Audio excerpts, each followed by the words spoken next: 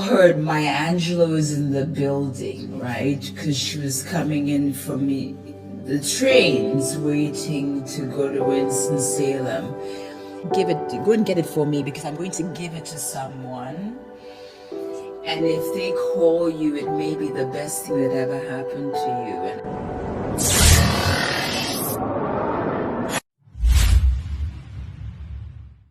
Welcome to The Entrepreneur. We have another exciting segment. We are here today with Sylvia Balfour.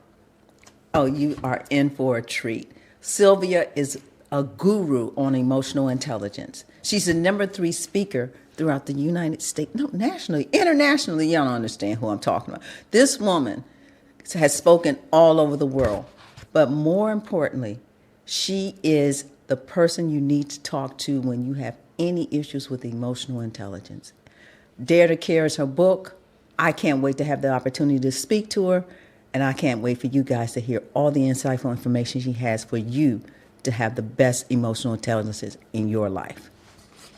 Hey, Sylvia. Hey there. How are you? I'm just so grateful to be here with you. Yeah, so am I. So am I. So I want to start with a really simple question. I always ask everybody this because I'm into it. When's your birthday?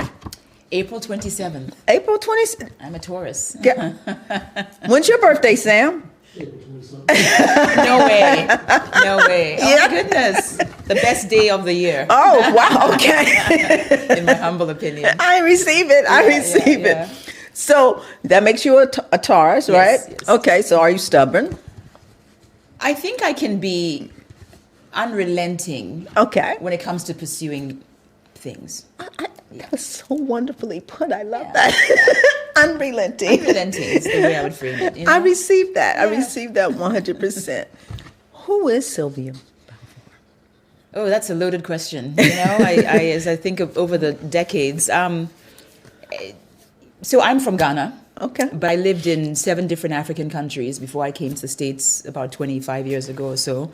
So I feel like I'm a citizen of the world. You know, I'm one of 3 children. I have a twin brother and an older brother. We sort of spread around the world and, grew up with really incredibly loving parents who gave us every reason to succeed and every reason to be the kinds of human beings that others want to be around, you know. And I, did finance in college, but sort of did a very quick turnaround into the world of human relations, right? Psychology related work. And so that's a lot of what I've been doing for the last 20 years I got certified as a life coach in 2000 before it was really a popular thing, and grew a practice for a couple of years and then went into professional speaking because I wanted my messages to get beyond the one-on-one interactions I was having with my clients to bigger stages around the world. The challenge was I couldn't speak my way out of a paper bag at the time. And so I joined Toastmasters and was a member of that organization that essentially helps you improve your speaking. Did that for 16 years while I was, on the circuit, improving at every step. So yeah, and so now here I am, still in America, still based in Washington, D.C., and loving the work I do in emotional intelligence. It's very meaningful to me to help people navigate their challenges, I received that. Yeah. About your public speaking, I was reading that you were a contestant among 35,000 people, and you were in the top 18. So that was 2014. It was they call it the World Championships of Public Speaking, and it's held every year somewhere in the world. It's run by Toastmasters International, and so it's a contest that does begin with about 35,000 people from 120 or so countries. Gotcha. And they dwindle the competition down, and you go through phases, regional levels, district levels, and you get to the point where you're in the semifinals. So the final 18 were all people competing in Malaysia in the semifinals, and I was second in my group, semifinal group, so which would make me in the final 18 in the world. Yeah, so it was a fun time, and I'm sure I was the only woman in my semifinal group, and But then again, I'm used to navigating spaces where we're often sort of the only ones. I do understand. Yeah, I do understand. Yeah, it was a fun time. I read the first couple of chapters of your book. You worked at B. Smith's. I did, yes. And loved it. I love B. Smith's. And the food, yes. Yes. Yeah. Did you actually get to meet B. Smith? I did on several occasions. She was, I mean, she would, gracious. She was so gracious and kind, and sort of, whenever she was in the DC restaurant, she would come and just mingle with the guests, go to each table, thank people. She never took for granted that because she was a celebrity that she, couldn't allow people to feel seen, and people were spending money in her restaurant, and she never took that for granted. So I think I was there for 3 years. Okay. And ate a lot of swamp thang, the catfish fingers, the red beans and rice, and that's actually where I was fortunate to stumble upon Dr. Maya Angelou, while she was having a martini and red beans and rice. Oh, nice. Yeah. And so you just went up to her? You had the nerve to go up to? I did not have no, I did not have the nerve. This is all credit to my close girlfriend, Candace Ford. Uh-huh. She was bartending at the time, and we all heard Maya Angelou is in the building, right? Because she was coming in from the trains, waiting to go to Winston-Salem. And so I ran behind the dining area through the kitchen to the bar, and I said, Candace, can you just find a moment for me to come in and say hi to her? And, I don't want to disturb her, interrupt her meal and all that. So when Candace found an opening, she comes back and gets me. And she says, come now. So I take my apron off and my little vest bustier, what I was wearing. And I went to just say hi, and she was sitting at the corner of the cigar bar. And I just said, Dr. Angelou, it's very nice to meet you. I just wanted to say hello and tell you how much I admire your work. And I was fully prepared to turn around and start walking away. But in true Maya Angelou fashion, she's that regal voice of her. She says, very nice to meet you, young lady. And then she starts asking me a bit about who I was, what I wanted to do beyond waiting tables, because we all know that for many of us, it's a transition, right? Mm-hmm. And I was telling her that I just started out in the speaking business, and I'd co-authored a book, but I wanted to learn more about how to do more and thrive so I could do this full time. And she says, do you have a business card? And I always had them in my apron. That's a cue. And she says, well, go and get it for me, because I'm going to give it to someone. And if they call you, it may be the best thing that ever happened to you. And I was gone before she was done talking. And I ran and I get this business card, and she looks at it. And long story short, it turns out that she knew my father's younger sister, Sally Balfour, who lived in London. I'd never met Auntie Sally because my father had 19 brothers and sisters. Only 19, huh? Yeah, I know, right? Only 19, yeah. And so long story short, she says, yeah, come to Thanksgiving this year, in Winston-Salem. She invites me to come and spend Thanksgiving with her family. And I'm just thinking, all I wanted to do was say hi, right, tell her how much I admired her, and get back to my section, and it turned into this moment, But that was Maya Angelou. She was never one to shy away from just helping people and believing in people before they even believed in themselves sometimes, And most celebrities who came through B. Smith's would say hi and I don't want to be disturbed, right? I mean, you understand that they're inundated. Mm-hmm, mm-hmm. And yeah, I don't know, she didn't know me from Adam, didn't know who I was, even when she was telling me she was going to give my business card to someone. And it wasn't until a couple of years later, actually it was a year later, that I found out who that person was, because of course I was like in my head thinking, who is that person? And I went to see her in Harlem, and we talked for 2 hours. She gave me 2 hours of her time, uninterrupted. We were sitting there with a nice glass of white wine, and then she picks up the phone and calls David LaCamera, who was her agent at the time, and she's asked him to help me in any way that he could. And I was just thinking, this woman knows very little about me and my abilities. Like, why would she be doing this? And it wasn't until 13 years of mentorship with her that I realized that she obviously saw something in me and it was like, I'm going to believe in you until that catches up, within you yourself. Exactly. You know what I mean? And yeah, I do. Yeah. And she was so big on not elevating people on a pedestal, even being the big celebrity she was. She hated when celebrities were too big for their britches, and she'd always say to me, Miss Balfour, when you elevate yourself on a pedestal, the young coming behind us have nothing to aspire to because you're just untouchable. Everyone's in the clouds and they're unreachable. And she was very big on being down to earth. So every Thanksgiving I would watch all these celebrities, Oprah and Steven Spielberg, and it was remarkable how she humbled, you know what I mean? They were just, you as ordinary as the person who opened the elevator doors for me, and she wanted everybody to be treated the same way, I received that. Yeah, it was remarkable. So, isn't that funny how God works? That all you wanted to do was say hello, and then she becomes your mentor for 13 years. Yeah, that was it, That was it, just to say hello. And So yes, so the point is we never know, who are you when you think no one is watching, right? Exactly. Yeah. Exactly. And she definitely Someone's saw always you. watching. Yeah. That's awesome. Yeah. And here you are today. And here I am today. Yeah, yeah. And I'm saddened that I'm at a phase in my life, the last decade, where I couldn't imagine what we would have done together. You know what I mean? The relationship I had with her, because the 13 years I spent with her, I was still sort of fumbling around and figuring myself out. And I feel like I finally at the point where her insight would have just been on another level for me, Yes. But I'm grateful. I'm grateful that at least I had a little time with her. Right. Yeah.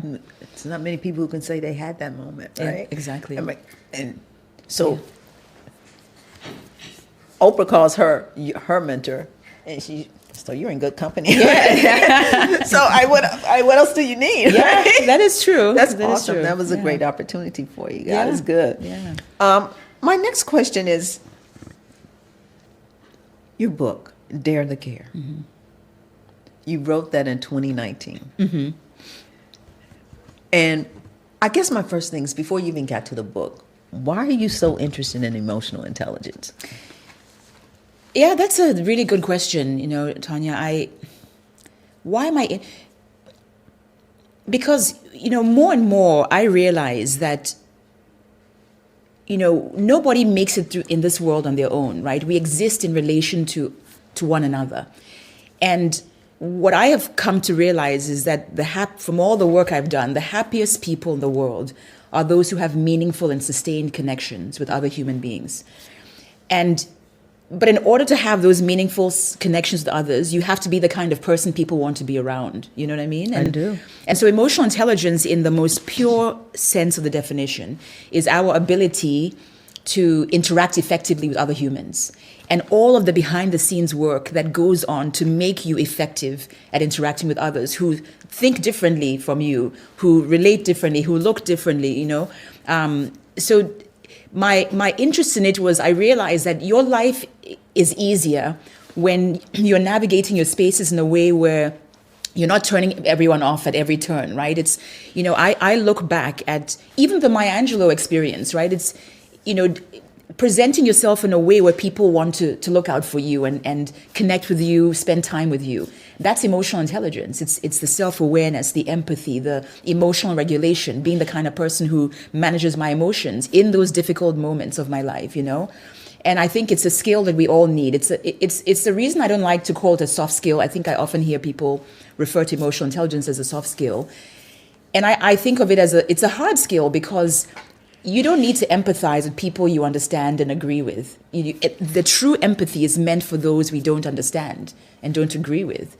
You do. There's no stepping over, right? I get that. You know what I mean? Yeah. So emotional intelligence is not a skill you need when your life is perfect, relationships are working perfectly. It is the skill we need for those challenging, uncomfortable, and inconvenient moments of our lives, which is what life is all about. And so that's why I love the subject so much, because it's who we are, How are you moving through this world? You can move through this world with difficulty or with ease, You think about an airplane. When we're riding through turbulence, we can all relate to what it feels like to be in a turbulent plane. We can't control the turbulence. The pilot can't control the turbulence. But we can control how we're experiencing that moment. Are you going to have the heart attack, or the person who is mindful of what's going on in their mind? Are you catastrophizing, thinking, oh my God, we're going to crash? Or, okay, this is just an uncomfortable ride, and I have my seatbelt on, and I'm just going to endure it like everybody else, right? Right. So two different experiences in the same circumstance. And emotional intelligence is what helps us navigate those human moments of our lives. And for as long as we're still human, it to me is the most important skill. The most important skill we can acquire in life is to be more emotionally intelligent. So, can emotional intelligence be a breakthrough to you living a fulfilled life? Absolutely. Absolutely. Because emotional intelligence is, to me, the skill that helps us maintain an inner drive, and stay focused on what matters most. Remembering your passion, what lights you up, what interests you, what excites you, is what helps us break through in life. You know what I mean? Just getting back to what matters most to me, what excites me, and really getting present with that that then leads to our breakthroughs because we're taking time to get back to our why. Even for me, getting into speaking, I had to ask myself, well, in order to really break through the industry, I had to say, why are you doing this? Are you doing this just to be on stage, getting attention and sharing your story? That's not what it's about. For me, it was, how can I use my insights in the most practical way to help others navigate their challenges? And so the passion, the clarity, thinking through what excites me is what allowed me to break through the doors to being in this space full time, for the past couple of decades, I received that. I was reading, and correct me if I'm wrong, that you said you could be self-aware but not emotionally intelligent. Yes. Can you break that down a little bit more for me? Yeah, Tonya, if you think about this, I'm using a hypothetical here. Sure. Because I like to believe I'm not somebody who deliberately interrupts people. But let's just use it as an example. I can be very aware that I'm somebody who interrupts people constantly. I can be very aware of it.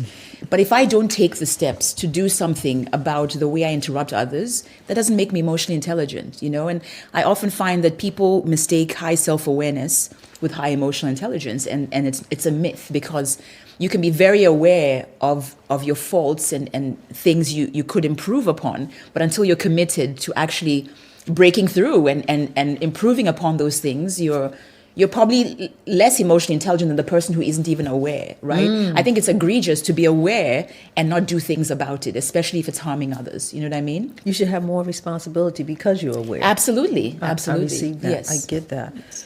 So tell me what emotional, because I like your in her first chapter, she said what it is and what it isn't. So first tell me what it isn't. Emotional intelligence is not about being nice, and if I can zone in on the aspect, because emotional intelligence is made up of like 5 different components, but empathy is one of them. Okay. So the empathy in particular, this idea that we're understanding what others feel and putting ourselves in their shoes to see where they're coming from. Oftentimes people think of emotional intelligence as being nice, right? And that, to me, is what it is not, because emotional intelligence is actually what is equipping us with the skills we need for those not so nice moments that we have to navigate in life. Think about the difficult conversation you have to have. If you're a leader, right, with your direct report, emotional intelligence is what allows you to have that conversation without emotionally bruising people, right, unnecessarily bruising people. Because as Maya Angelou says, people will never forget how we make them feel, right? And so, to me, the more emotionally intelligent I became, the less I cared about being nice, because I understood that I was equipping myself with the skills to have those hard moments, but do them in a way where people receive it. They listen, they're open. Even if they disagree with me, it was said in such a way that they can care about the insight and feedback, So we don't have to be pretentious. We don't have to just be avoiding those hard conversations because that makes us in fact, to me, that's emotionally unintelligent, is when you're not finding ways to have those tough life interactions that we all need to have. You're avoiding them. That's not emotional intelligence, So it's not about being nice. Emotional intelligence, as I said, is not a soft skill. It's hard. It's a fundamental human skill that we have to work on daily, It's not easy to empathize with people you don't agree with or don't understand. Not at all. And yet it's what we need to do. So yeah. In being nice, are most people being nice because they don't want conflict, or it's just a part of who they are? I think you could have both sides of the coin, but I do think a lot of people are nice because they're conflict avoidant. Right? I don't want to create it. And I'm being nice because I don't like how I feel when I'm uncomfortable with the conflict, right? That's what we think, Right. So I'm going to avoid conflict because it makes me feel uncomfortable. And so I'm going to be nice so I can avoid it. Then you end up pushing things under the rug. Things are piling on until they explode. I think you probably remember a story in my book. Maybe, I don't know if you've gotten to it yet, where I was going crazy at B. Smith's and throwing chairs like a discus javelin thrower. No, I think we should talk about it. Oh God! Okay, yes. I've come full circle. I'm no longer embarrassed by that. We all have those skeletons Yes, in our we closets. do. Yes, we do. Gosh, yes, yeah. So I was thinking that part of the reason I really wanted to have this conversation, because I think that what you're onto with emotional intelligence is so important to people really having a fulfilled life, right? And I think that true connection comes through conflict. Yes. You know what I mean? Yes. Do you agree that the more perspectives you can understand, the more emotionally intelligent you can be? Absolutely, absolutely. And in trying to understand those perspectives, it can make us uncomfortable, right? And you talk about fulfillment. I once heard a renowned psychologist, Dr. Susan David. She said something that to me was so profound. She said, discomfort is the price of admission to a meaningful life, right? And so chasing after a deeper understanding of other people's perspectives can be uncomfortable. I have to sit in a space and hear you when I want to judge you and think X, Y, and Z about you, right? But like, if you're somebody who can take on other perspectives, it makes you emotionally intelligent. It makes you enjoyable to be around, and at the end of the day, that's we all want to have thriving relationships. Yes. And you can't enjoy that if you're the kind of person who has a reputation of not embracing other perspectives, right? I don't want to be around people who change who I am, like where I have to dumb down so much of who I am to be in their presence, and it's a lonely place to be when you don't care about other people's perspectives. So I would absolutely agree that emotionally intelligent people have the ability to take on other perspectives and see, in fact, thinking about perspective, I once heard another profound quote by Brene Brown. I'm sure you're familiar with the author, Brene Brown. And it was about empathy. And it's interesting because I wrote an article about it on LinkedIn and it went viral. I mean, it got almost 500,000 impressions. And it was Brene Brown's quote. And then I wrote around it, some messaging around it. But it said, we need to dispel the myth that empathy is walking in someone else's shoes. Rather than walking in your shoes, I need to learn how to listen to the story that you tell about what it's like in your shoes and believe you even when it doesn't match my own experiences, Yes. That to me is emotional intelligence. It's not, if I can relate to you, then I can, if I can relate to your perspective, then I see where you're coming from. It's even though I don't understand your lived experience, can I make room for you to feel seen, even if I'm disagreeing with you, And isn't that what most of us want to be, just heard and seen? Absolutely.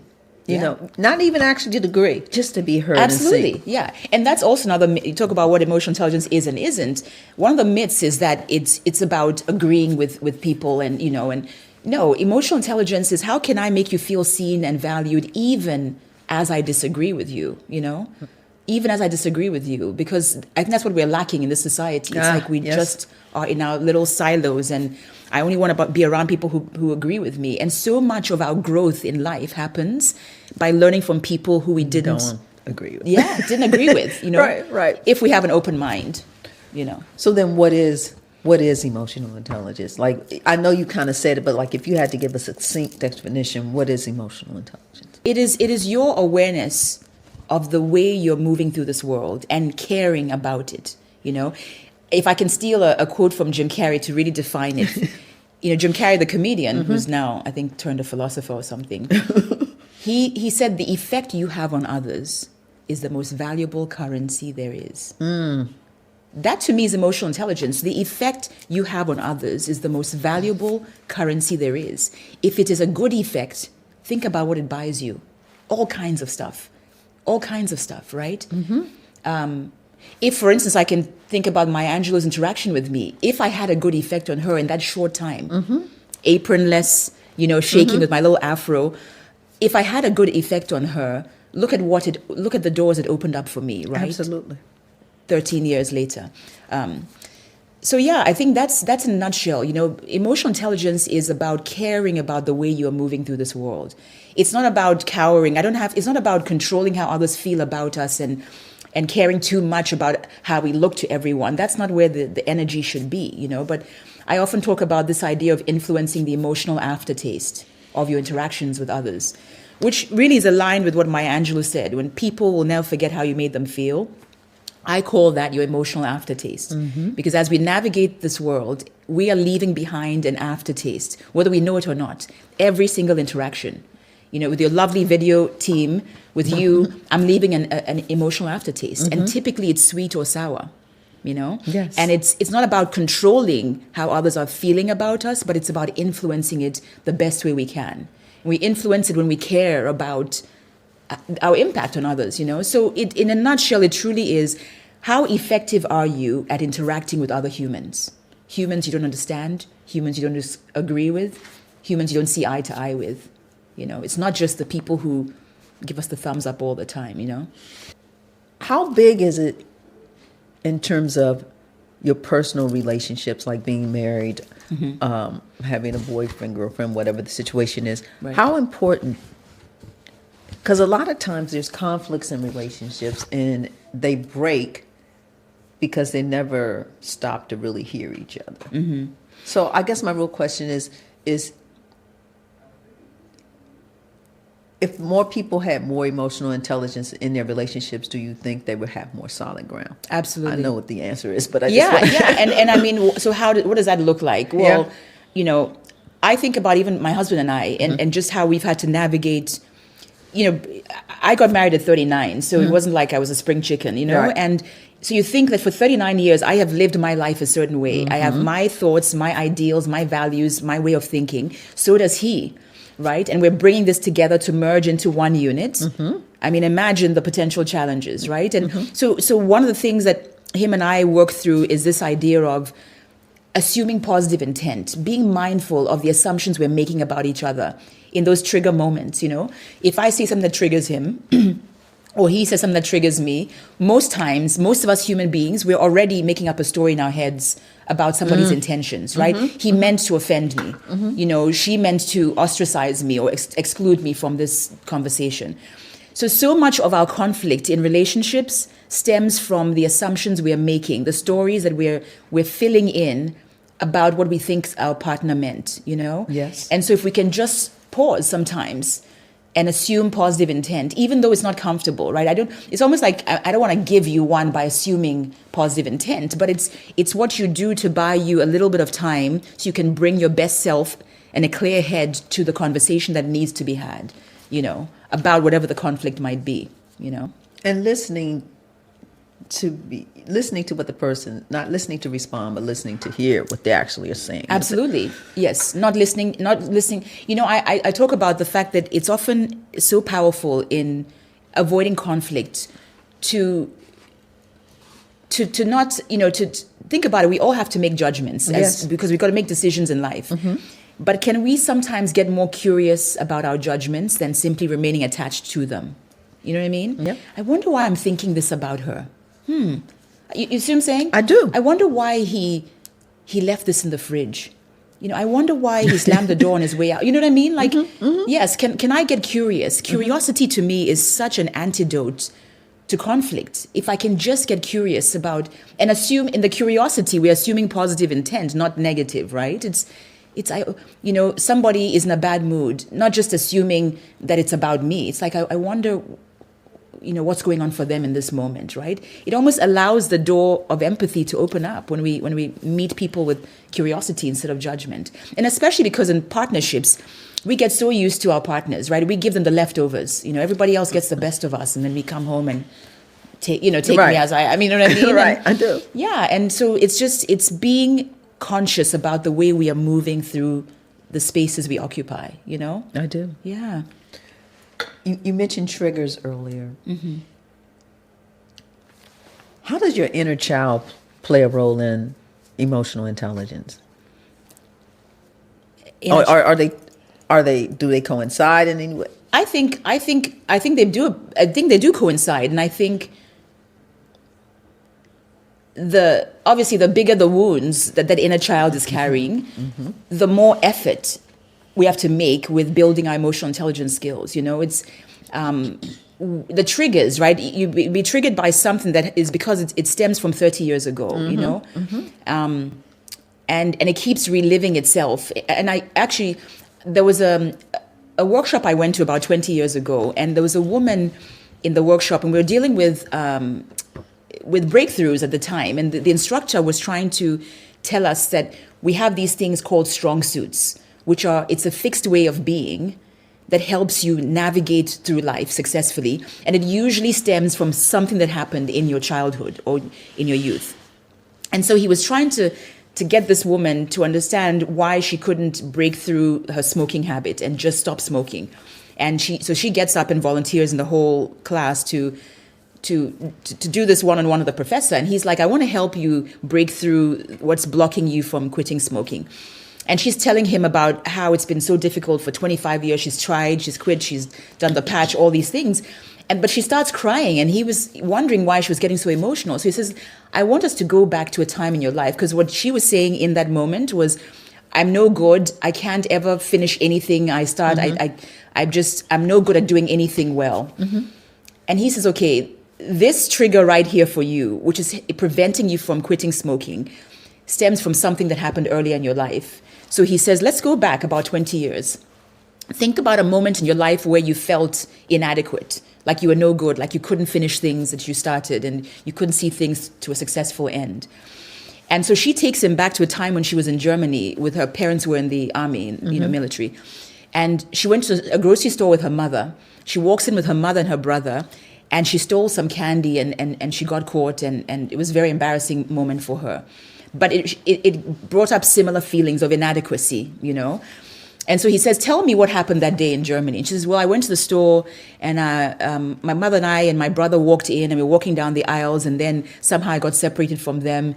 And so I stole some candy, and the security guard caught me, and he grabbed me and brought me to my mother, and my mother was telling me that I was no good, and I was just could never do anything right. And she goes on and on and on. So he asks her to repeat the story again. He says, okay, now I want you to tell me what happened in Germany. And she's like, I just told you. What do you mean? So she repeated the similar story. And he had to do it 3 times, and you could see she was getting frustrated. And she said, in the end, he says to her, would you mind, now that I have a sense of your story, would you mind if I retell your story for you? And she's like, yeah, okay, go ahead. And he says, so you went to a store in Germany 20 years ago. You walked in with your mother and your brother. You walked down the aisle. You got separated. You stole candy. You got caught. Your mother scolded you. What did not happen to you is, I am not good enough. I'm going to be nobody in the future, right? Like, so the story she added to this is what was now replaying 20 years later in her inability to quit smoking. So we have events that happen to us, and we have the story we attach to it, which then takes on a life of its own. So emotional intelligence and inner child, right? If our inner child experiences are a bit more traumatic than normal, we've got to tap into more emotional intelligence to help us navigate and get over that. And so one of the things I talk about is getting rid of expensive stories. So much of what happens to us in our lives, we attach stories to them, which give it more meaning. And sometimes those stories stop serving us. The imposter syndrome, right? I'm no good enough. Yes. I can't go for that promotion. I'm not worthy. I can't be on stage in front of these people. Those are expensive stories. And they're expensive because of what they cost us. Exactly. In the process of believing them. You know what I mean? I totally know but the thing about being that young and the story that we attach to it is because we don't know how to process it. Right. So we're attaching something to it because that's what we just don't know. So, and then that sticks with us and it stays with us. It does. And so that was perfect in how he made her think of it in a totally different concept. Yeah. I love that story. That's wonderful. So now let's get to Dare to Care. I know. Okay. Yes. And you wrote that in 2019. Yes. And you have the Dare to Care framework. So first tell me how you got to, I'm going to write this. How'd you come up with the title first? Dare to Care. Yeah, I was in a mastermind group, and we were sitting at a brunch, and I was talking through things with them, and I was very frustrated because my book was not coming together because the title was not coming together.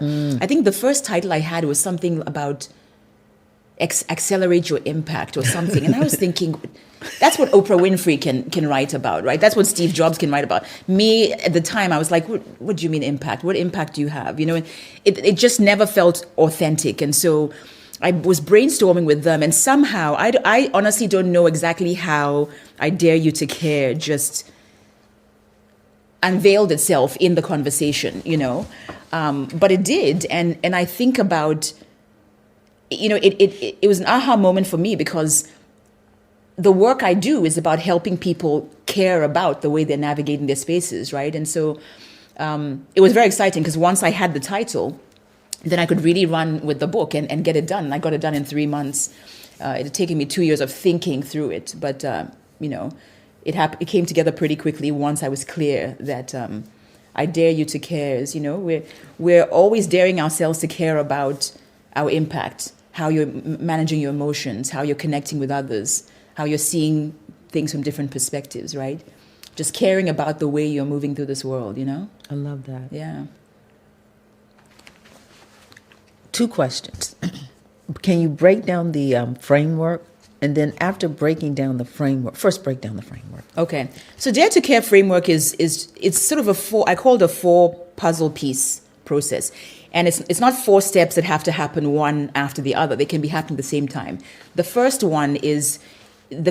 puzzle piece quadrant is about scaling up your self-understanding, right? It's what are the things you're doing to understand yourself better, to know who you are, know whether you have expensive stories you're carrying with you, know how you are experienced by others. The second quadrant is about engaging your emotions wisely. So it's are you using your emotions to work for you or against you?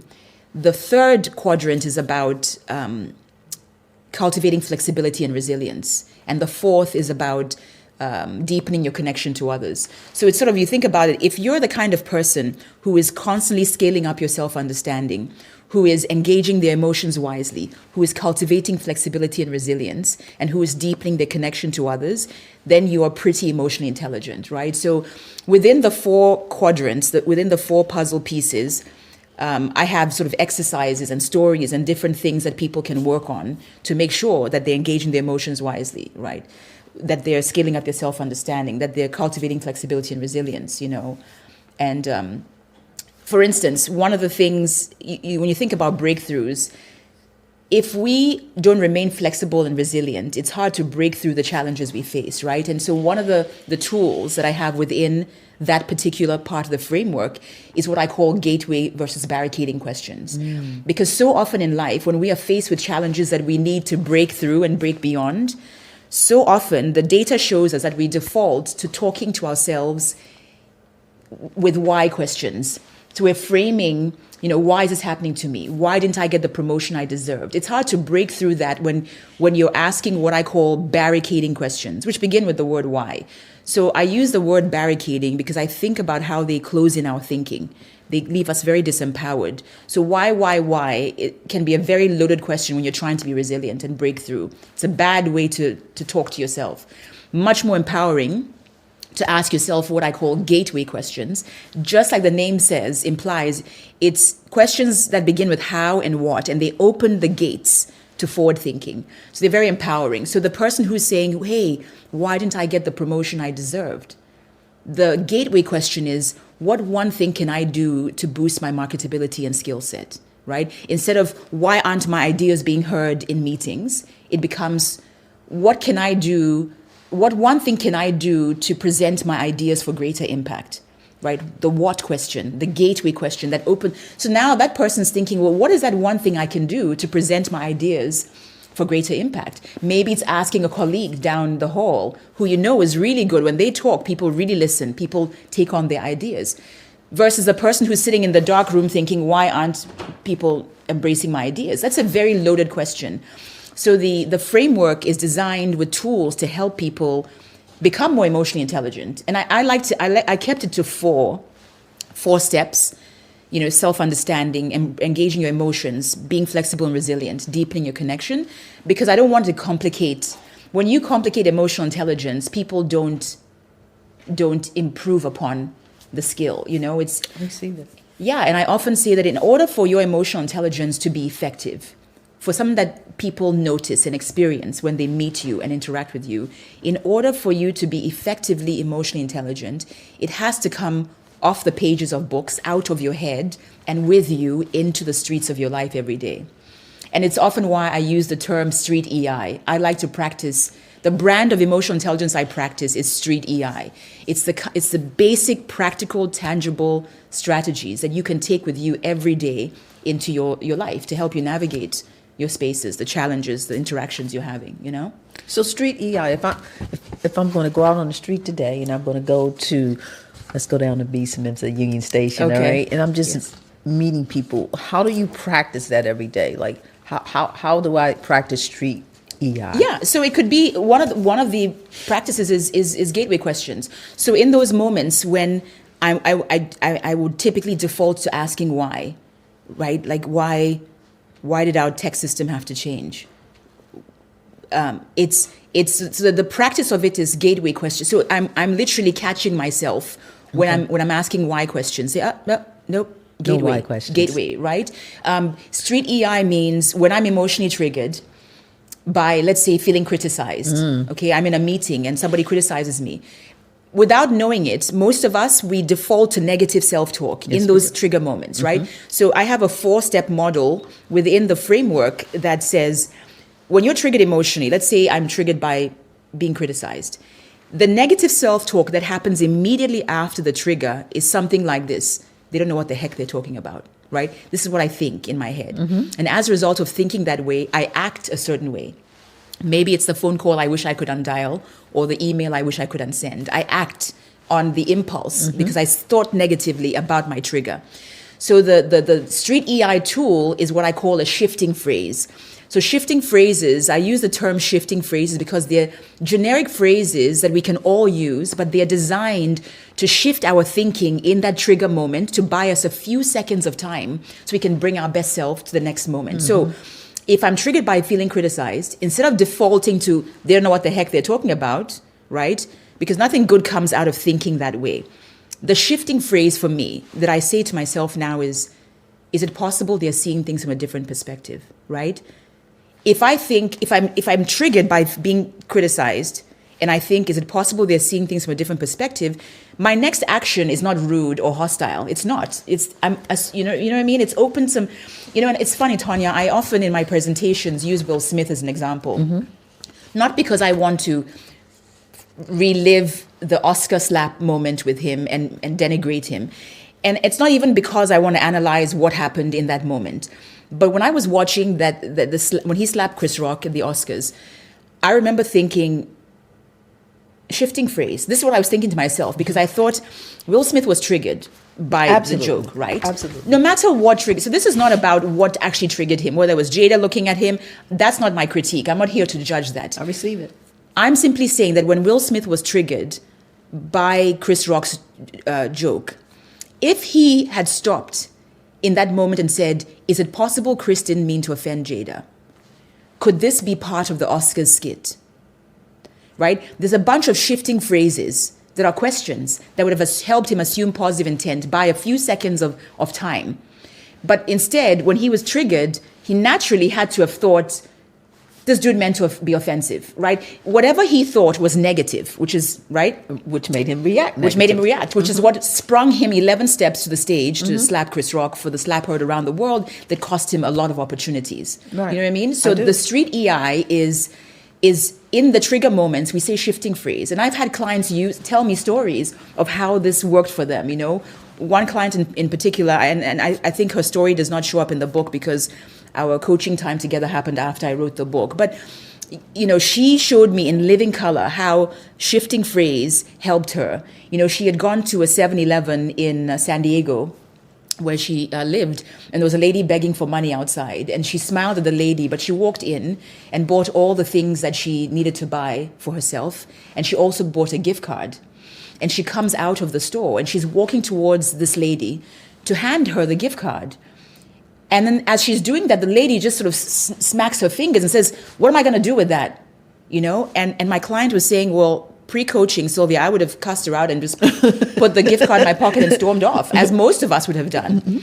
And she says, but in that moment, I stopped and thought, shifting phrase. And then I thought, could it be this woman did not mean to be rude? That was the shifting phrase she used. And she said, Sylvia, this prompted me to walk a little closer to her. And I said, ma'am, let me explain what I was trying to do with this gift card. I did not want to go into 7-Eleven and buy things I assume you would want or even need. I wanted you to have the choice to go in and get what you need most. And the woman slumped her head down a little embarrassed. And she says, wow, thank you for thinking of me, but I can't go into the 7-Eleven. The owner won't allow me into his store because I don't have any shoes on. And so my client is thinking, even dogs are allowed into the 7-Eleven, in San Diego. So she's feeling compassion for her. So she talks to her, finds out about her shoe size. Unfortunately, they didn't have the same shoe size. She says, okay, well, let me know what you want and I'll go back and get it for you. So she says, can you please get me a whole pizza? And so my client goes into 7-Eleven, buys the whole pizza and brings it to her. Lady's happy to receive it. She says, thank you, and they go their separate ways. And then my client says, Sylvia, you won't believe this, but for the last 3 weeks, every other day, I have been walking back to that 7-Eleven with a pair of size 9 shoes. And sadly, I never came across her again. And then she says something that really made me smile hard because I knew she was using the work, right? And she says, Sylvia, now every time I'm triggered by what feels like a disrespectful moment, I stop and think to myself, could this be a 7-Eleven moment? So that's become what I call a platinum shifting phrase because it's hers to keep forever, right? And guess what? Sometimes when she says, could this be a 7-Eleven moment when she's triggered? She says, yeah, they did mean to be offensive and rude, but that's not the point. It's not about us controlling people's actions and intentions. It's for us. It's to buy us those few seconds of time to assume positive intent until we know more. Look at this woman. She was going to curse out and storm off. Now, 3 weeks later, she's still looking for her to give her a pair of shoes and help her in the way she can. So street EI, that's the practice, right? And to have heard the story from her, and it was so pleasant to hear when I hear people actually using the tools. It's why I call it street EI. I want you taking it with you into the streets of your life and using it practically. People say, Sylvia, when I'm triggered, I just have to let the emotions rip and then I'll just apologize later or ask for forgiveness. And I beg to differ. But emotional intelligence takes work, right? My client, it took work for her to stop and think shifting phrase. She had to think that, right? Nobody insisted. She had to think that. Could it be she did not mean to be rude? It's so easy for her to have cussed her out and stormed off. Much harder to use a shifting phrase. But that's street EI. That is what helps us navigate life successfully when we are doing the work behind the scenes to interact effectively with other humans. And the intangible connection that she had in that moment. Absolutely. I received that 100%. Yeah. Wow. I can't even. I love it though. So I want to shift to the fact about, are you living in your purpose? Do you feel that everything you've done to this moment has you living in purpose? Or are you still looking for it? It's a good question. I do feel like I'm living in purpose. I didn't always feel this way. And the way that I know that is I'm excited about getting up in the morning and living in my shoes, And for me, my purpose is doing what I can with my brand of lived experiences to help others navigate their challenges, and I'm very clear about that. I don't second guess my purpose because it's who I am. I often tell my audiences that I hope to believe that I am the same person on stage as you will meet off stage. So if you ran into me in a grocery store, if you stumbled upon me in a tense trigger moment, right? Like that I am working hard every day to practice what I'm preaching. And to me, that is a sign that I'm living in my purpose. I don't have to pretend to be emotionally intelligent. It's work I'm doing every day, to leave that emotional aftertaste, that's sweet and not sour, right? And so, and for a long time, I don't know if I was living in my purpose because I think I was looking too much to other people. And then you become a second best version of somebody else. You know what I mean? And it's a journey. Like, you don't just wake up and live in your purpose. You start by self-reflecting. What lights me up inside? What do I enjoy doing? What comes naturally to me? What could I see myself doing, cliche, if I wasn't getting paid for it, That's sort of where the exploration happens. When people are thinking of living in their purpose, do you feel does any part of you feel pretentious? You know, because if part, and I don't mean imposter syndrome, that's different, right? Imposter syndrome is, I don't feel like I'm deserving of this moment, but I'm still on the path, you know. But I do feel like I'm living in my purpose, you know. This is who I am, and I'm happy to wake up every day and step into these shoes and make the difference that I can, you know, and the learning along the way, you know. So as I listened to you, I read, I think that you said you were a young girl and you said something and you offended some of your friends. Yes, right? Pivotal story, yeah. Please tell us that really quick, because the reason why that came to my mind was that you said, I don't know if I really was living in my purpose, but that was really the beginning, wasn't it? That was the beginning. Wow, you're well read. I appreciate that. You really took that deeply from the book, and it is. I led with that story in the book because it for the last 3 decades it has literally been my strong suit. So a very, very low moment in my life is what allowed for the breakthrough to the brightness that I now get to enjoy and experience, right? And so I was in a boarding school in Bulawayo in Zimbabwe, a government boarding school. So nothing like what Americans may imagine as sort of the glam. This was like Alcatraz, metal beds. Really? Just from watching Shawshank Redemption, I was like, that looks like my dorm, you know. So I played tennis for competitively, and I'd won a big tennis tournament, and I'm so proud of myself. And I was 15 at the time, and I'm walking towards my dorm, and I had 14 dorm mates. And I'm fully expecting to go and get patted on the back from them, like, oh my God, you won this tournament, amazing. And I enter the doors of the dorm, and I'm met with this eerie silence because all these girls should have been getting ready to go to the showers and all that, and it was so silent. And I looked at the very back of the dorm room, and I see all 14 of my dorm mates huddled around a few beds, sitting there waiting for me with our dorm leader.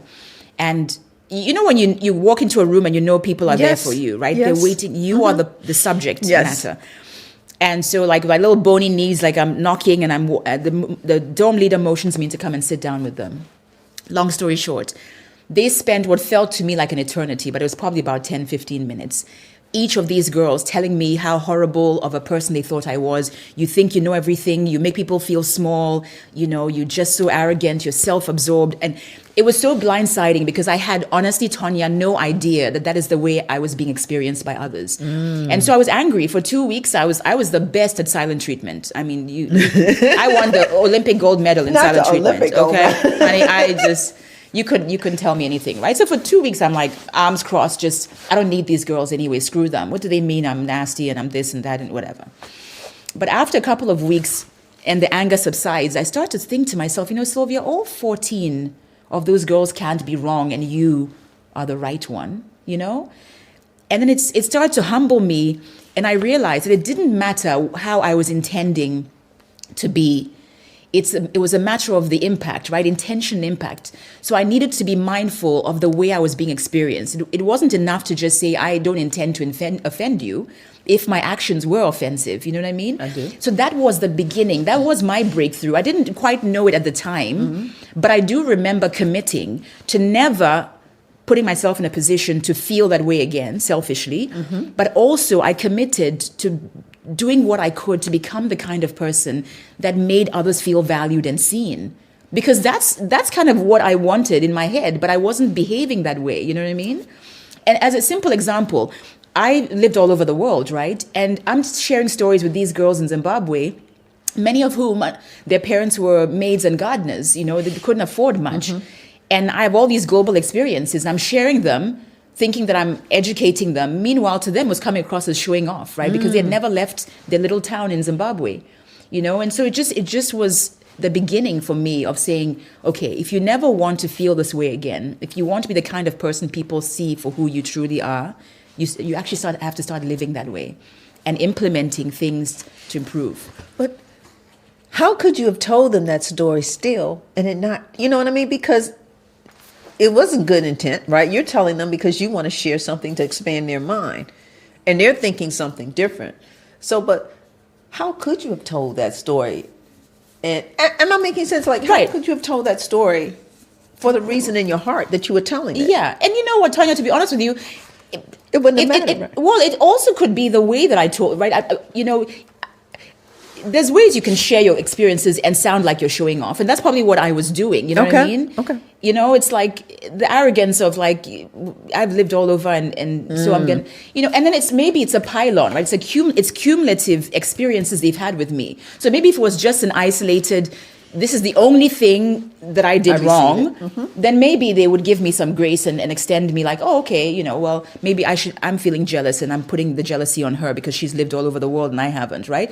But I think when you cumulatively add the behavior, the other things I probably was doing, not listening well, just someone's talking and I'm just waiting for my turn to talk instead of truly hearing them, all those little things, you know what I mean?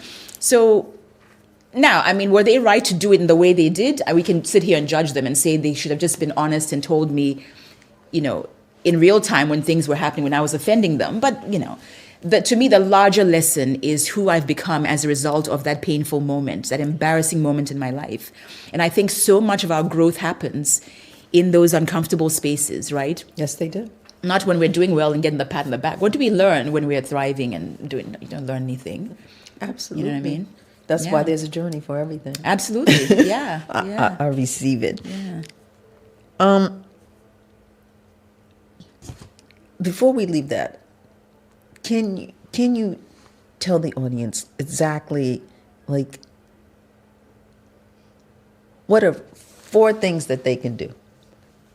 4 things that they can do every day to improve their emotional intelligence. 4 things they can do every day. Okay. First thing is try to identify what your emotional triggers are. Whatever triggers you, and it, either your heart is racing, your palms are sweaty. We all know what triggers us. Are you triggered by being misunderstood, somebody being left out, being criticized, right? Figure out your emotional triggers and pre-prepare some shifting phrases. If your trigger is feeling misunderstood, think about a generic shifting phrase you can start to embrace so that every time you're in a moment where you feel misunderstood, you can start to practice because you've identified that shifting phrase in your language. If you feel misunderstood, maybe they're seeing things from a different perspective, right? Maybe that's your shifting phrase. So that's one thing to do is identify your emotional triggers and pre-plan some shifting phrases that you can reach for. Because in those trigger moments, you're not going to have time to be thinking positively, right? But if you already have these top of mind, it's helpful. Second thing, get in the habit of asking more gateway questions. I call it minding your monologue. When things aren't going right for us in our lives, which is half of our lives, right? Half of the, you know what I mean? Yeah. We aren't mindful of I call the monologue, the conversation we are having with ourselves about what's happening around us. So the second thing to do is get mindful of the questions you ask yourself when you're faced with challenges. Gateway questions are the way. Are you asking questions that begin with how or what, or are you defaulting to the barricading question of why? So that's the second thing to do to improve your emotional intelligence, because that's going to make you more resilient, right? If I wake up every day thinking, what one thing can I do differently? How can I see the best in this situation, right? Think about those questions you can ask yourself, not the why is it happening to me, woe is me, right? That's going to help you be more emotionally intelligent. I want to be around people who are asking gateway questions because there's a brightness to them. They're optimistic. They're not just Debbie Downer, right? So that's the second thing, asking more gateway questions to build resilience. Thirdly, I would say in every interaction you're having with people, think about one emotion you would like to influence out of the person you're interacting with. Not control, but influence. So if I wanted you to feel seen and valued in the time we've had together, if I think consciously that is an emotion I want in you, is to feel valued, it's going to impact my choice of words. It's going to impact my body language, how I look at you, how I make you feel. So the third emotional intelligence strategy I would say is care about the emotional aftertaste of every interaction you're having by focusing on one emotion you would like to elicit in the person you're interacting with. And I'll summarize them in a second. But the fourth I would say is spend some time in self-reflection, even for 2 minutes in a day. At the end of the day, just reflect on the situation, interactions you had. Could I have been different? What part did I play, especially in the potential conflict situations? Let's take some more ownership. We don't self-reflect enough. It's so easy for us to just blame and find fault in situations that didn't go right. But oftentimes, if we just get a habit, maybe 1 or 2 minutes in a day, just to journal for just 3-4 sentences on anything that created discomfort in you, what part could I have played differently? Yeah. I love that. Yeah. So you were in life coaching before life coaching was a thing. Gosh, yes. Yeah. What made you what made you say, I want to be a life coach? It's a good question. Tanya, I think it stems from the realization that I was living, you talk about not walking your purpose. I had studied finance and French in college, okay? And then I went to work for Arthur Andersen as a business consultant, following in my father's footsteps. He was an economist and, finance person. I had no business being in finance. Now, I did well in college because I had to work extra hard, but I always knew what always tugged at my heartstrings was psychology-related type of work. It is, just when I thought about sitting down with girlfriends over a glass of wine and just listening to their challenges, like that lit me up, the opportunity to really hear someone and then in some way try to help them navigate that. And you know what's interesting, Tanya? When I was living in Botswana and I was like 10, 12 years old, I was very, very shy, painfully shy, and I won't say introverted because I did like to be around people. I just didn't have the opportunity. I wasn't one of those popular kids. So I was often in very quiet sort of corner spaces. And I remembered always asking myself this question, what is it about me that prevents other people from wanting to be close to me, to share their problems with me and have me help them? It's something I craved. I craved the opportunity to help people, to hear them, to listen to them, but there was something about me, maybe it was the excessive shyness, that was preventing people from doing that. And once I sort of grew out of that and just sitting with, like I said, over a glass of wine with my girlfriends, I found myself, I'd start to write things on bar napkins, helping them just navigate a particular problem. And I was watching how they were lighting up, right? Like, oh my God, I'm going to do that. When I go home, I'm going to do, you know what I mean? And so all of that drew me to say, how can you spend more of your time doing this? Because the finance and the business consulting was not lighting a fire within me. It was clearly not my purpose. You can be very clear about what's not your purpose. You feel it, right? There's no light inside you. There's no flame, you know? It's like, going through the motions. Right, you just gotta... Right, I'm on the metro, go and clock in, right, yeah. Present to this client. I didn't care about the parts I was working on. Right. So the life coaching, the opportunity came when Arthur Andersen messed up my US work visa after a year. It was the biggest blessing because it forced me to jump into graduate school to keep my visa going so I could stay in the country legally. But in the meantime, I got an email from a gentleman by the name of Dr. Shad Helmstetter, and he wrote a book, fantastic book called What to Say When You Talk to Yourself. And I read that book, and I subscribed to his newsletter. And one day he said in this email that he was coaching his first ever class of life coaches, ever, in Destin, Florida. It's like a $3,000 program. I didn't have 2 pennies to rub together. And so I emailed him with enthusiasm. I said, look, I know I'm meant to be there. I'm meant to be part of your first class of coaches, but I can't afford it. I literally, my credit cards are maxed out. And he found me a silent partner who paid half of my tuition. I'm sure it was probably him. But it was the biggest, biggest blessing. So I went and got certified. It took 4 intense days in Destin, Florida. And I came back, and then I had a big binder, and then I had to build a practice.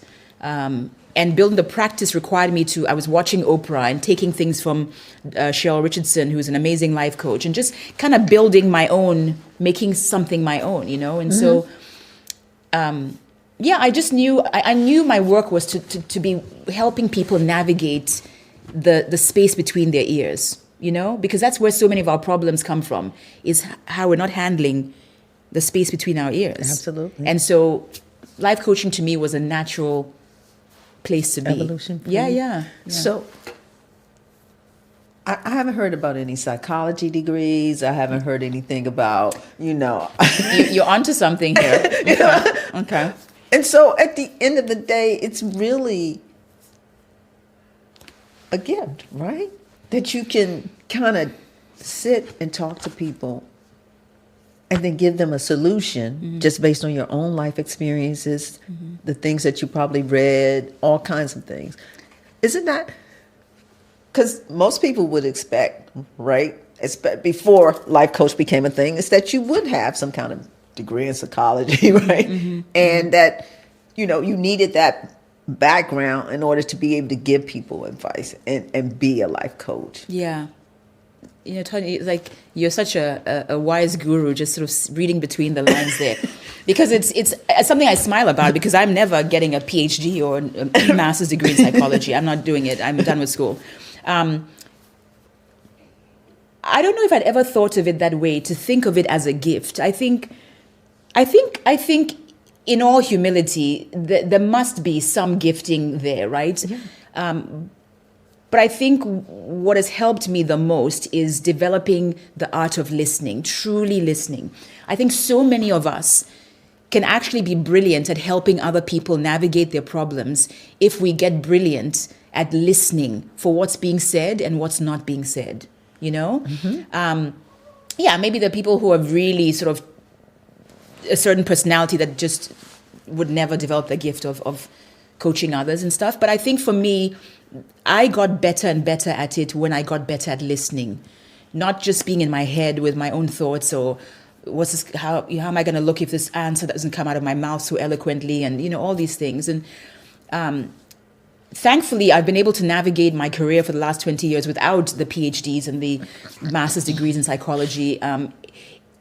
Back to street EI, right? I realized that for the last 3.5 decades of my life, I've been building the skill through lived experiences and learning, right? So I've gotten a PhD in emotional intelligence and psychology just by living and learning and taking it all in, you know what I mean? And so I have no desire to go and get a PhD in it, because that's going to be intellectual. I want it to be streets. I needed to come out of the pages of the books with me into the streets, But even if you, as I call it, a player-hater degree, if you got, even if you went and got a PhD, the experience trumps everything always.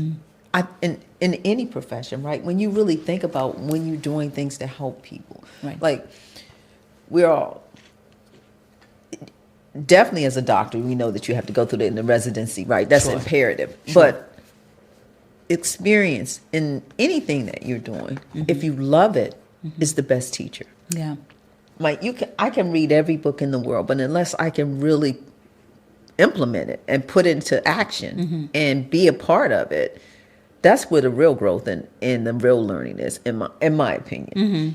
And I'm a very, very visual learner, so I need to see everything and understand everything for it to make sense. So I totally receive where you're coming from. Like, everything you've done has prepared you, and then you becoming a better listener. Just having the insight. Yeah. Right? Yeah. So you say you don't see it as a gift, but the insight to draw that out of you to say, hey, the more I listen, the more I understand, the better I can help these people. Absolutely. Some people never get to that point. Yeah. Because they know it all. That's right? true. That is true. That's so true. I think that's beautiful. Yeah, I mean, I think about my speaking journey, for instance, and in the beginning of my journey, I was probably much more intellectual about the art of speech communication, right? Because I read books, and I was a student back then because I didn't know anything. Right. But when I look at the best moments for me on stage, they've come from the experience of having been on stage before, and so for instance, about 3 years ago, I had an opportunity to do my largest keynote, which was to an audience of about 4,000 school board members, principals, in Texas at the TASB conference. And I just remember, I couldn't read a book and learn ever how to handle myself in front of 4,000 people if I hadn't had 17 years of doing it. You know what I mean? I do. To really be present. So you're absolutely right that it's. So I'm wholeheartedly, and I'm not saying don't go to school, and that's not the advice, right? School is important. It has its place. Yeah, and like you said, a surgeon. I don't want a surgeon who's just willy-nilly, like I need you to be educated but in the work that we are doing with connecting with a human being, there's only so much book reading you can do. The rest has to be the human reading, reading the human being and do I understand what you're saying and what you're not saying, and how can I relay that back to you in a way that is accessible to you, that you can understand it and do something with it as well, I receive it. What would you tell little Sylvia today that she didn't know back then? Like, what would you say to her if you could go back to her and say, Sylvia, this is what I should have done? Is there anything?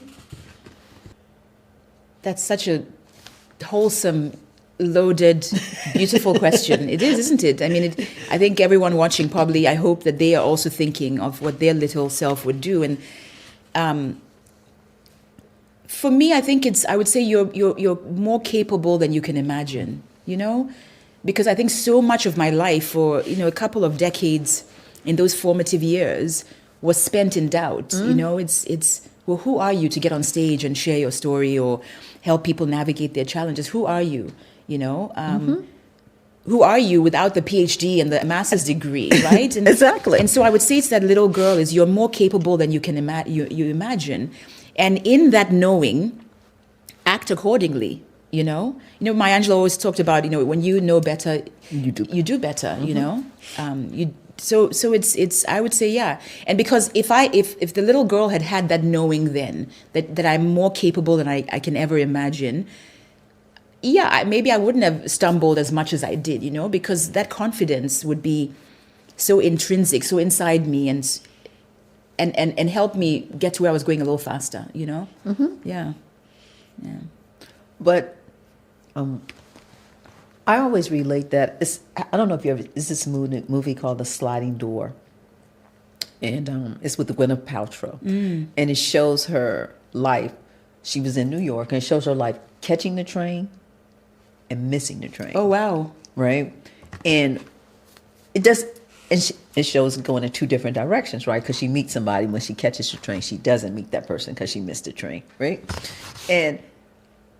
But at the end, she still ended up at the same point. So interesting.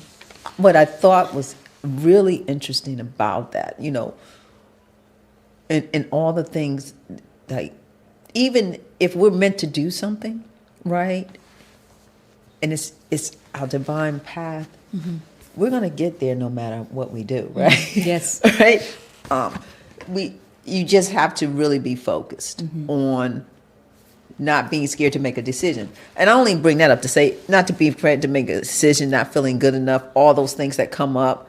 It doesn't matter what the decision is, whether it's good or bad. Whatever that decision is, as long as you learn something and you keep moving, you're going to end up where you need to be. Absolutely. So absolutely. Exactly. It's your destiny, right? Yeah, it's your destiny. Absolutely. It's just a matter of how quickly you're getting there. Exactly. Yeah. And all of us want to get there quick, right? Yeah. And patience is a virtue, right? Absolutely. Just a side little fun note here. I once heard the saying that, patience is a virtue. Possess it if you can. Women seldom have it, but it's never in a man. I tell my husband that all the time. He's so tired of me hearing me say that. But it's so true. Patience, right? It's patience. Because sometimes when we are too much in a hurry to get to where we're going, we end up getting on the wrong train. Now we're really interfering with our destiny. I think an absence of patience can be detrimental. It can interfere with that destiny. Because I was so impatient, because I didn't trust the process, I ended up on the wrong train, going to New Carlton instead of, Union Station. Exactly. Yeah. Because divine timing is always the right timing, absolutely. right? Absolutely. So, and I have a final question. I do. I guess you get so engrossed. I'm sorry. That's okay. Yeah. What is prosperity to you? Prosperity to me is fulfillment, right? And fulfillment is are you living out your days in a meaningful way? And prosperity to me is defined a lot by my relationships. When I look at my life, Tonya, I feel so prosperous and so fulfilled because I've worked darn hard in the last 3 decades to nurture my relationships. You know what I mean? And when I stop to think about the people in my life that I care about, it brings me such fulfillment. Like, I want to be in their presence. My life is rich because they exist. Because they exist. And I was fortunate to cross paths with them. That to me is prosperity, not the Benzes and I mean, of course that's nice. It's nice. Yeah, I once heard a funny joke that it said money doesn't buy happiness, but it ensures you arrive at your challenges in style or something like that. But prosperity to me is if you have fulfilling, meaningful connections with other humans, people who add to you versus drain you, like that to me is a prosperous life, right? Because we're navigating this world with others, right? We're not, and so if I can think about all the people on my list that I just enjoy being around them, that just makes my life so complete, the opportunity to go and have a glass of wine with them, and I know it's going to be a rich 2 hours. Like that to me is prosperity. And because of my rich relationships, other things come to me, right? The opportunities. The phone call, hey, Sylvia, call this organizer. I want you to headline this keynote, right? So out of those nourishing, nurturing relationships come everything else. Back to Jim Carrey. The effect we have on others is the most valuable currency there is. That's prosperity. If it's a good effect, it is buying us so much as we move through life. So much. I love it. Social currency. That's amazing. So I always end with, is there anything that I didn't ask you? I am with 2 questions. Is there anything that I didn't ask you that you would like to share? Anything that you didn't ask me? Wow.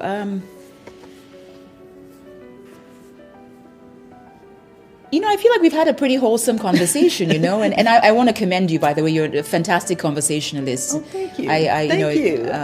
It's interviewing and it's not easy to sort of piggyback off what people are saying and keep flowing with it. And you really, I hope your listeners will appreciate the skill that you have in sort of navigating these moments as well. Thank you. I appreciate you saying that so much. Yeah, no, I think we've covered it all. I'd say, for all of us, you talk about breakthroughs and pursuing passion. It's just authentically self-reflect. Who are you and why are you doing what you do in this world? Why does it matter? If it's for other people, I invite you to reconsider, because you talk about prosperity. We don't feel prosperous when we're living other people's lives, So just self-reflect authentically and figure out, are you doing what you do for you or for other people? I receive it 100%. And my last thought I always ask, as I sit here and I'm pounding you with questions and asking you all kinds of things, is there anything you want to ask me? Yes. Why did you choose to interview me? I'm always curious about, like if you can share a little bit about, because you could have interviewed anyone in the world, right? Or in this particular moment. I know you have other interviews you're doing, but I'm just curious to know a little bit about what created that connection and that interest. I was looking for women that I wanted to interview. And when I came across your book, I Dare to Care, and then I started to research you, I thought what you were doing was very aligned with what this podcast is about. It's about people not existing, but taking the time to look within, to understand that being self-aware, having the emotional intelligence that you really, really have honed in on, and understanding that, as you've succinctly ended this conversation by saying that I have rich relationships. Like, that's the thrust of life. Us connecting with each other. That concerns me so much about the generations behind us, that they don't have that that they're so disconnected. That's why they're so depressed. So many things that are happening to them because they don't connect. And that's your whole format, like about helping people connect and being emotionally and understanding conflict, being okay with conflict and understanding somebody else's perspective. There's another woman, I was reading her book, and her thing was that they give this whole test about IQ. She says your real greatest IQ is how many perspectives can you understand and be okay with it, and not just live in your purview. Wow, I love that. So I love that. that's why I was excited to have you come. I was like, yes, I'm going to love this conversation because it's big for me. Yeah. I'm really big on, I want people to really get to where God wants. We all have a purpose. We do. And purpose is not this thing that's boom, it's just one thing. No, Right. it's a journey of consistency in all the people's lives that you were meant to come here and touch, and doing it only the way that you can do it. So for me, I had to have a conversation with you. And you were in DC? Yes. I was like, oh, this is a bonus. Yes, convenient, right? Right. Yes, I was like, yes. yeah, awesome. So that Well, was it's been a pleasure. I mean, I consider it a privilege as well to have met you and cross paths with you, and hope that this conversation will be meaningful to your guests. Oh, by all means. Yeah. Thank you for doing this, Sylvia. I Absolutely, appreciate you. It's been my absolutely. pleasure. Yes, mine as well. Mine Thank as well. you. Yeah. And that's another hot, exciting, awesome, I guess, conversation of the entrepreneur. Thank you. Come back again.